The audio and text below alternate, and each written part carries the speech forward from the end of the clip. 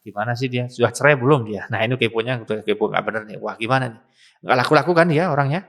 Gimana masih jomblo terus ya? Waduh gimana itu? Itu masalah itu. Nah itu kepo yang seperti itu, kepo-kepo yang berbahaya ketika Anda puasa. Apalagi ketika Anda menghadirkan orang kedua, orang ketiga, orang keempat, orang kelima, bahkan berjamaah bersama-sama, kemudian mengkepo bersama. Itu sudah masuk level ghibah. Mengejar ridha Allah, itulah yang harus kita lakukan. Zikrullah itu membuat kita cepat untuk bahagia.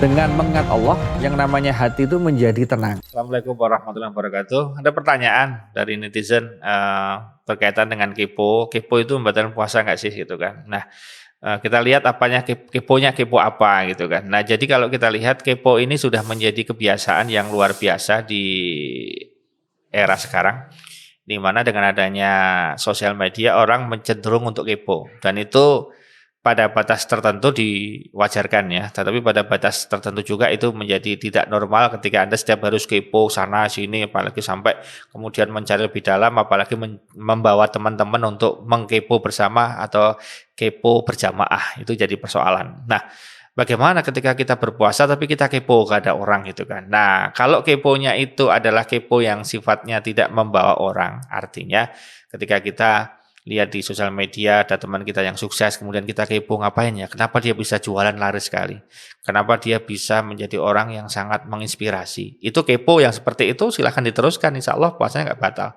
Jadi ketika keponya adalah berkaitan dengan kebaikan-kebaikan dan Anda lakukan dengan sendiri atau dengan teman pun masih diperbolehkan. Misalnya kita mau membahas kesuksesan orang, kemudian kita mengajak teman untuk dalam konteks memang mendukung kekepoan Anda untuk kebaikan, itu masih diperbolehkan ya.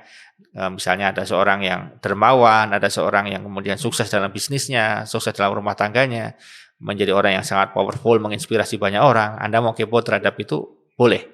Nah, puasanya menjadi persoalan ketika kepo itu, keponya adalah kepo hal yang buruk. Nah, gimana sih dia? Sudah cerai belum dia? Nah ini keponya udah kepo nggak bener nih. Wah gimana nih? Nggak laku-laku kan dia orangnya? Gimana masih jomblo terus ya? Waduh gimana itu? Itu masalah itu. Nah itu kepo yang seperti itu, kepo-kepo yang berbahaya ketika Anda puasa. Apalagi ketika Anda menghadirkan orang kedua, orang ketiga, orang keempat, orang kelima, bahkan berjamaah bersama-sama, kemudian mengkepo bersama. Itu sudah masuk level ghibah. Nah ketika ghibah yang terjadi, geser hukumnya. Karena ghibah sendiri itu sudah memakan bangkai sesama saudara muslim. Itu jelas haram, maka otomatis kegiatan haram dilakukan ketika berpuasa, maka bisa mengurangi pahala puasa. Mungkin membatalkan tidak, tetapi mengurangi ya. Nah kalau dikurangi terus-menerus, akhirnya kurang-kurang, akhirnya zong. Nggak batal, tapi zong dia. Ya, jadi banyak orang yang zong. Makanya kemudian dikatakan dalam hadis gitu kan, kam min so'imin gitu kan. Banyak orang yang berpuasa, tetapi ternyata dia hanya mendapatkan lapar. Ya, kata-katanya begitu ya. Jadi banyak orang yang berpuasa tetapi hanya mendapatkan lapar dan dahaga. Itu Rasulullah dengan sangat tegas mengatakan demikian. Ini indikator bahwa banyak orang yang berpuasa kemudian itu tidak mendapatkan apa-apa kecuali lapar dan dahaga. Nah, maka hati-hati ketika kita berpuasa tapi cirinya kok yang diangan-angankan adalah menu buka puasa. Nanti bukanya apa, itu sudah masalah sebetulnya ya.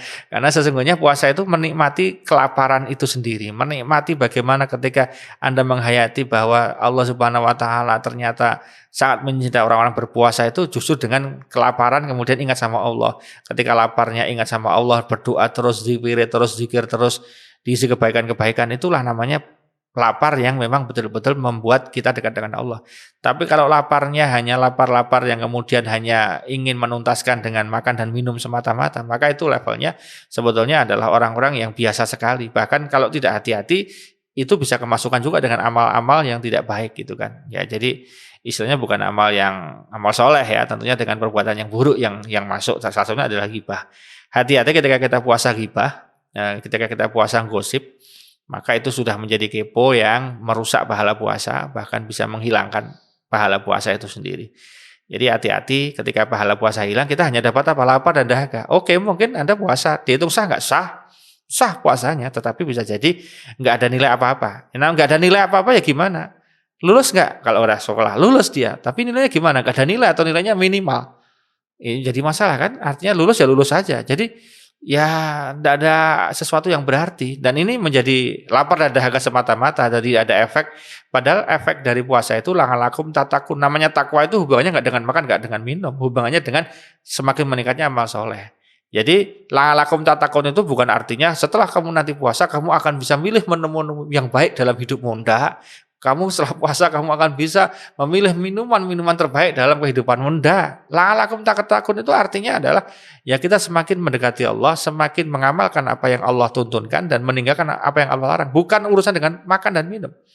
Maka berbahagialah Anda ketika Anda puasa itu nggak bingung terhadap makan dan minumnya. Artinya mau buka apa enggak masalah. Karena ada orang yang mau buka puasa ada mikir aja, oh, ini di mana ini restoran mana? Oh, ini enggak cocok ini kurang bagus menunya. Ini begini-begini. Nah, ini ribet sekali gitu kan.